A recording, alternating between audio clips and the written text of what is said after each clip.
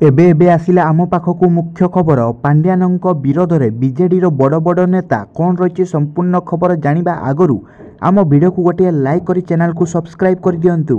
BJD रो पराजय परे भिके पांड्यान सक्रिय राजनीति रु संन्यास नैचंती, तथापि से प्रतिदिन नवीन निवास आसुचंती। एई खबर सामना को आसिबा परे एहाकु सहजरे हजम करि पारुनाहांती बीजेडी नेता।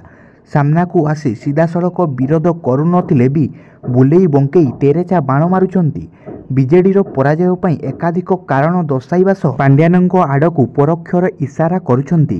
बीजेडी नेतांक भितरे कुहुड़ी थिबा असंतोष आगकु बड़ धरणर विद्रोह आनिपारे बोली चर्चा होउची। तेबे एबे भी पांड्यानंक भयरे बीजेडी रो बड़ नेता सीधा सड़क किछि कहु नथिबा समस्तंकु आश्चर्य करुची। एपरिकी जो मुखपात्र छोट छोट कथा पाई सांबादिक संबलनी करी मन इच्छा वर्षितांती से मानंक देखा मिलुनाही। बीजेडी नेतांक एभली आचरण को नहीं संदेह प्रकट करिसंती राजनीति समीक्षक। केवल राजनीति समीक्षक नुहंती, बीजेडी रो पराजय पाई दलर बड़ नेता चुप रहिबा को नहीं समालोचना करिसंती विरोधी।